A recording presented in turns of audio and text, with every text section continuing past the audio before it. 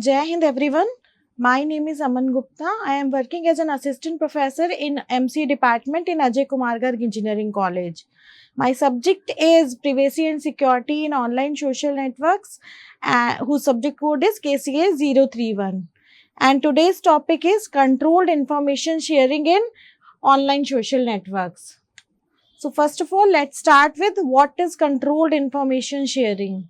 So the meaning of controlled information sharing is that the person who have an account on any social media, then what to share and how to share. So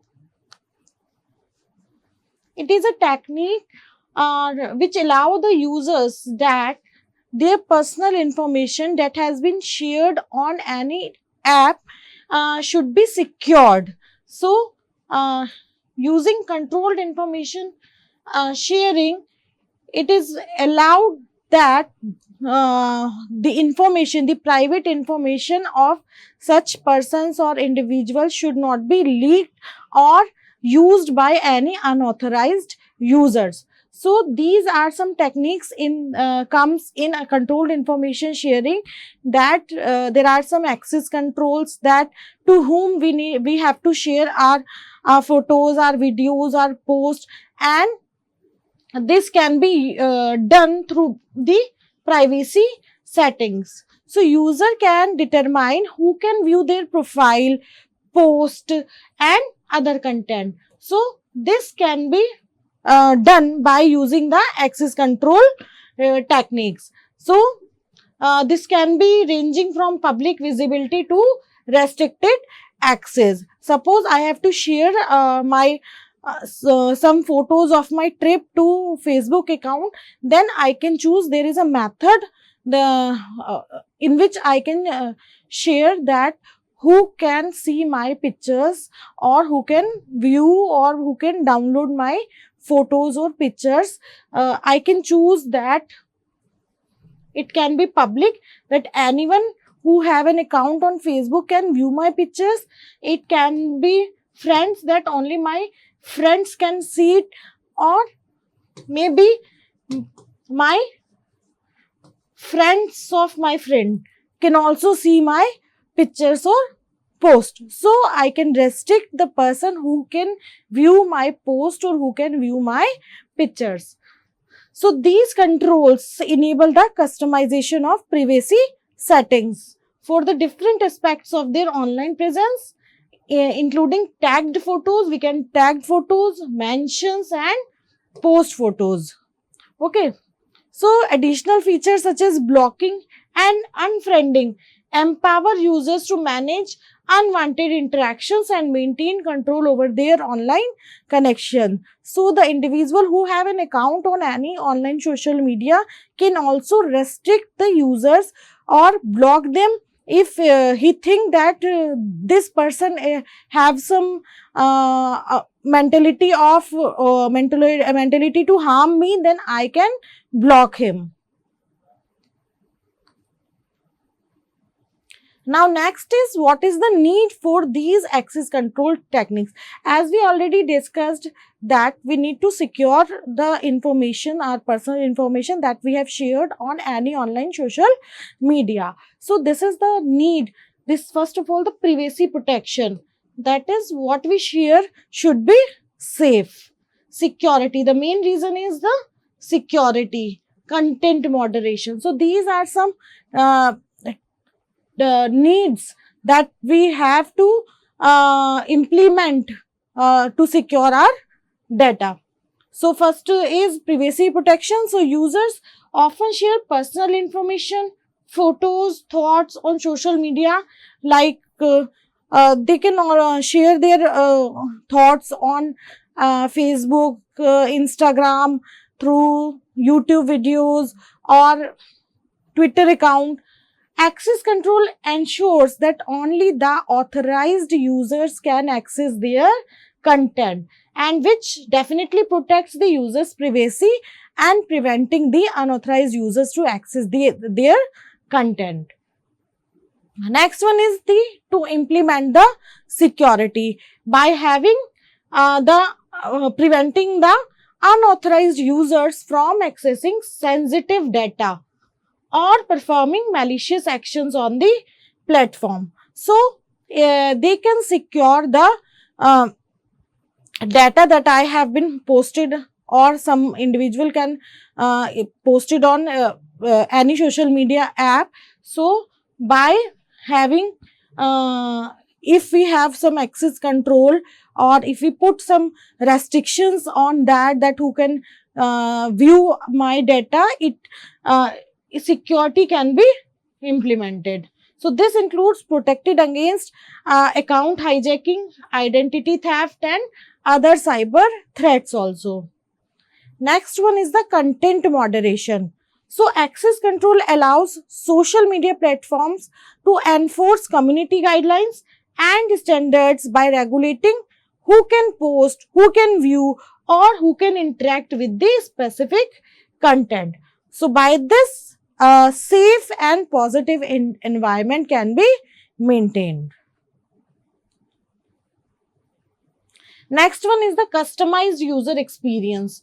So access control also enable the users the experience based on their preferences, interest, and connections. So by controlling access to certain features, platforms can provide personalized experience for the different user groups. So users can be that somebody have interest in any food group, or somebody have interest in any designing group. So by having this customized user experience can be felt. Next one is the compliance. So many jurisdictions have regulations regarding the protection of personal data and user privacy. We have different rules or guidelines that are implemented in Europe or CCP in California. So implementing access control mechanisms helps social media platforms to comply with these regulations and avoid legal consequences. So these following access control or following laws needs to be followed to avoid the legal consequences. Now next one is the preventing spam and abuse. So these techniques can also be used to detect and prevent the spam harassment and the other online abuse by restricting access or imposing limits on certain actions such as messaging or commenting. So we can also block the users to vulgar comments, so that these can also be stopped.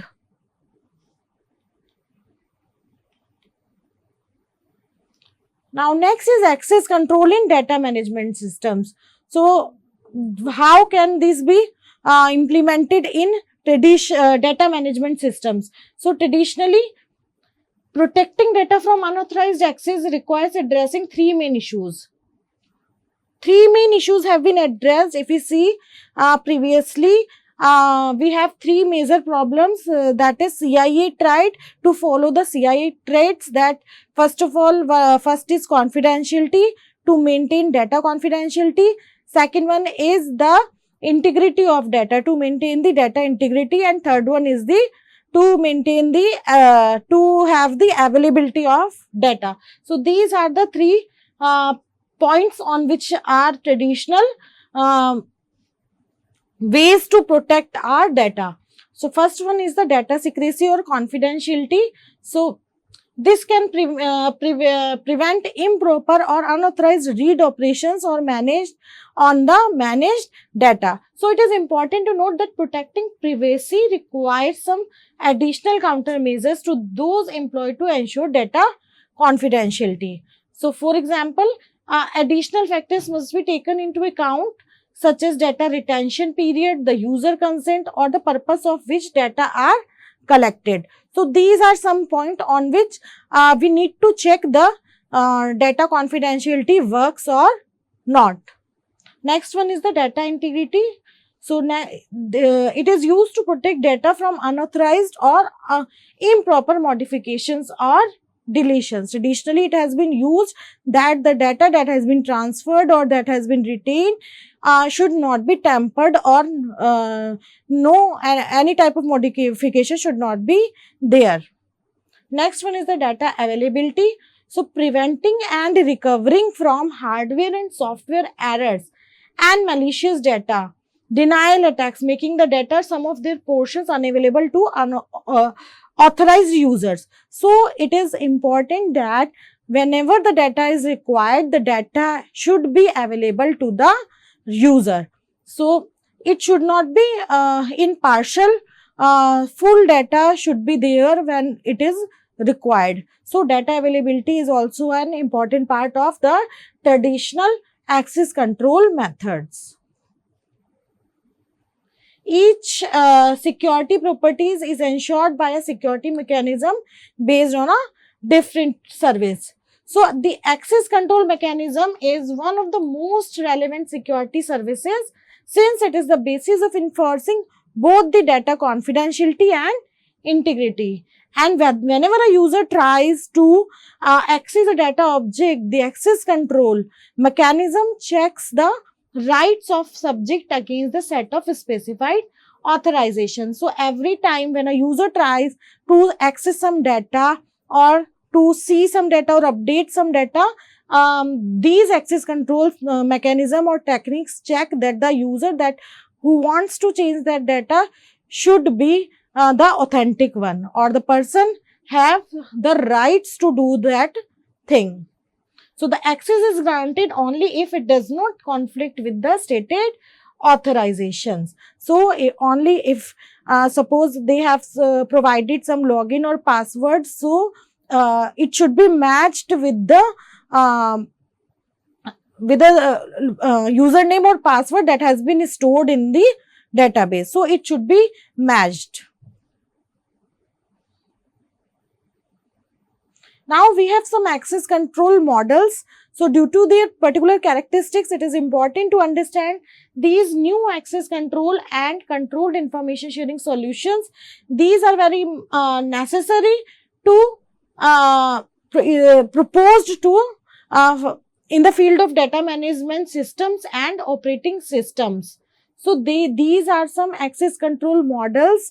So by using these models, the data can be, the controls can be defined according to some rules. So first one is the discretionary access control, second one is the mandatory access control, and third one is the role based access control. So first of all, we discuss discretionary access control. So this is a means of restricting access to objects based on the identity of the subject.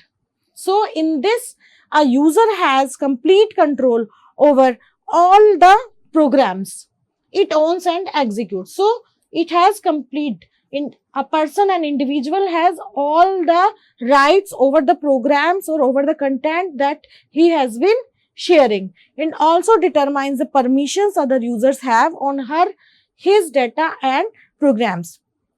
The other person who wants to access his data or her data, he knows that the other person has rights to what extent. He also knows that. So it governs the access of the subject to objects based on the subject's identity and a set of authorizations that state for each subject. So particular set of rules have been implemented on that file that this person has a right to this extent. And the allowed access nodes. When an access request is submitted to the system, the access control mechanism verifies whether the access can be authorized or not according to the specified authorizations. For example, in Google Sheet, somebody can only view that sheet, or if he have the right to view, then he can only view, he cannot add it in this sheet. If he has the right to modify it, he can also add it in this sheet. So MAC is a type of access control that is regulated according to the security classes associated with subjects and objects. So first of is discretionary, which only concerned with subjects, and this is the mandatory access control, which concerned with subjects and the objects. So in mandatory access control, access that subjects can exercise on the objects in the system are derived from subjects and object security classification. So this is a measure of sensitivity of information it conveys. So this means higher the classification, higher the protection that must be assured. So when mandatory access control is enforced, authorizations are implicitly derived by the subjects and object security classes. So this is all done by the mandatory access control. Now next one is the role-based access control. So it is an approach to restrict the system access to authorized users based on their role. Suppose we have an ERP in our college. So as a faculty, I have some different set of rules. I can work on different type, on some type of, this is restricted that I can only put attendance of my subject, and HOD have different role. He can view attendance of all the faculty, and maybe the director have different type of role. He can view all the, or the admin, there is an admin login through which all the roles have been managed. So RBAC is an alternative to DAC and MAC, that is discretionary and mandatory, that is mainly conceived for regulating access within the companies and the organizations. So in this, the permissions are associated with the roles. It is based upon the roles instead of with the users. For that, if there is a role called faculty, so all the faculty under this role have the same type of rights. The set of authorization can be inferred by the sets of user role and role permission assignments. Next is the relationship based access control. So this takes into account the existence of a particular relationship or particular path of relationship between the social entities. That relationship between the user, individual, and the resources that he has been used, and expresses access control policies in terms of such relationship. So we have different, if we see the structure of Facebook, every individual representer nodes and every user connects with each other with the use of these nodes and have relationship between them. So when considering users, granting access permission to an accessing user is typically subject to the existence of particular relationship or relationship between the accessing users or user owner. So if we talk about relationship between the two individuals, that is called the U to U relationship, user to user relationship.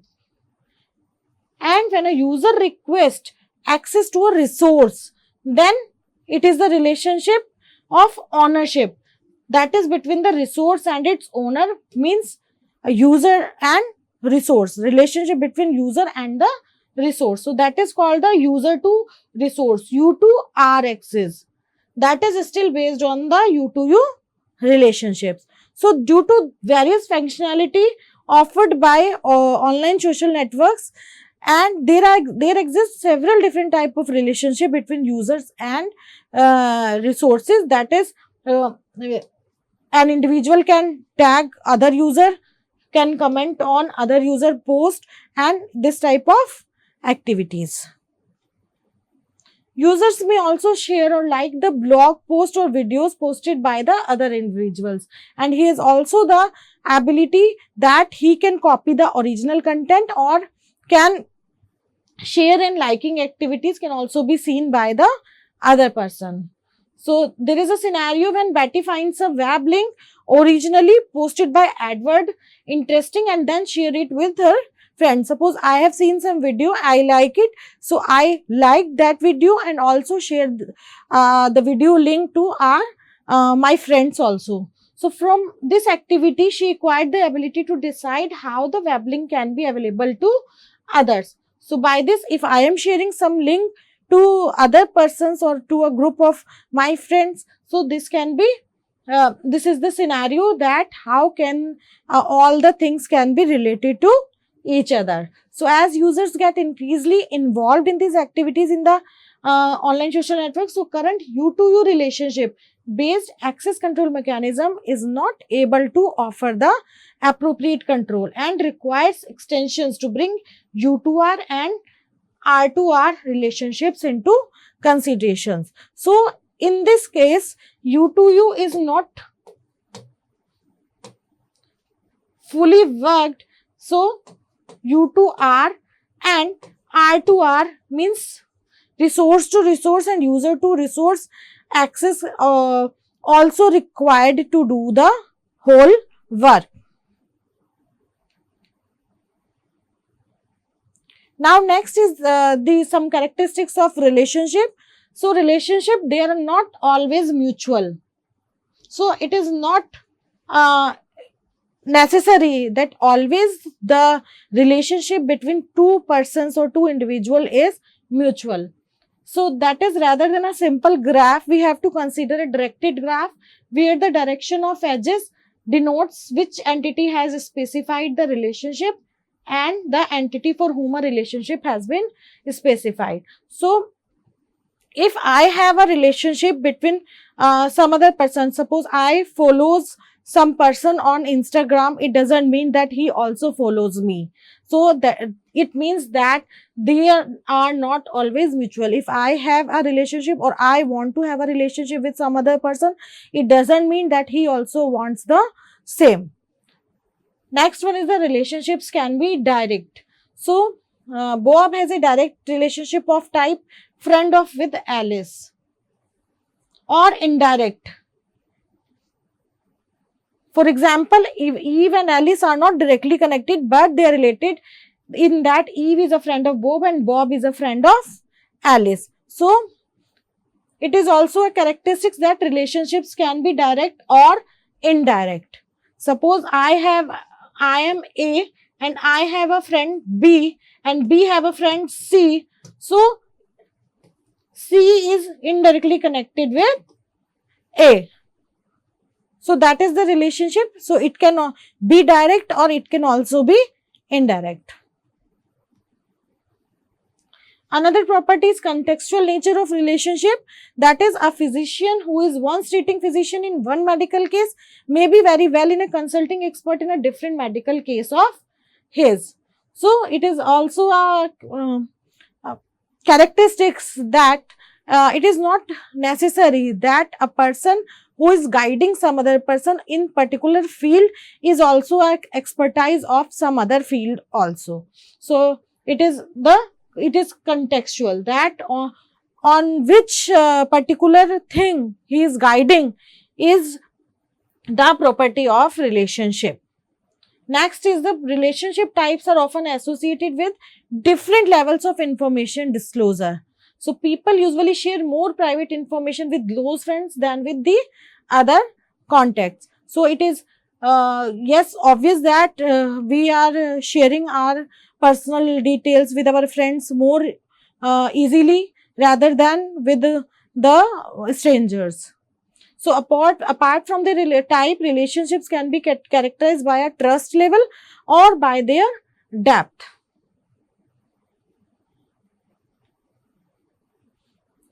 So there are some privacy settings in commercial online social network, that how can we turning on and off the activity broadcast to prevent users connections from seeing when changes are made to the profiles, selecting who can see the activity feed. We can also select the activity feed and selected who can see the personal connections, and also choosing who can send invitations and allowing only certain people to send the invitations. These are privacy settings. Now there are also some drawbacks of simple access control, that from the specific online social network type, it has usually advantage of being straightforward and easy to implement, but in spite of it is very easy to share, but there are some drawbacks also attached to it. So first of all, it may also either grant access to the non-authorized users or limit too much information sharing. Next one is it may be tedious and time consuming. Next is privacy settings are not flexible enough to express the heterogeneous access control. So requirements are different from different persons and what needs to be shared. It can be it may be have some difficulty to share with. So for all these reasons, various research approaches have been proposed to give a response to these open issues.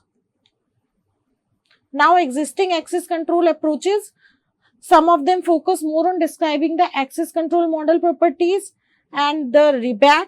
Other follows the more or less traditional security based direction, and obviously the distinction between approaches that we follow in this section for the sake of simplicity is not always so clear. So both aspects can be found in single approaches. Now these are some approaches focusing on the access control models. Now, first is DFOF system, distributed friend of a friend, which represents a first attempt at taking into account relationships among users. So first works in it is primarily a friend of a friend ontology based distributed identity management system for social networks.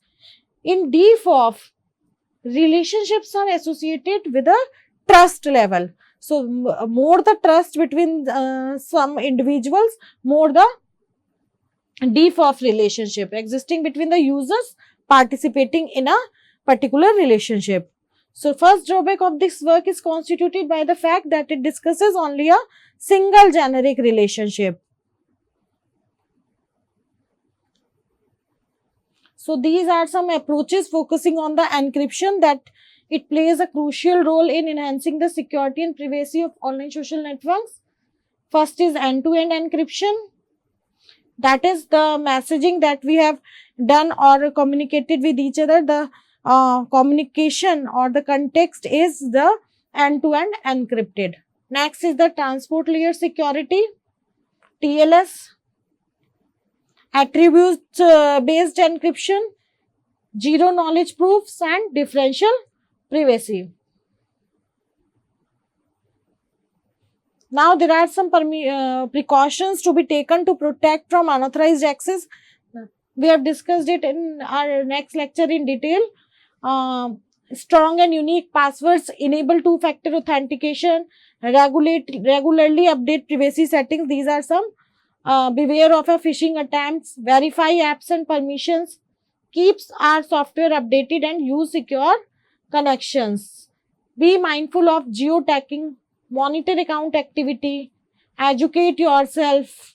So these are some approaches that we have to follow to secure our data from the unauthorized users. So that's all for today. Thank you so much.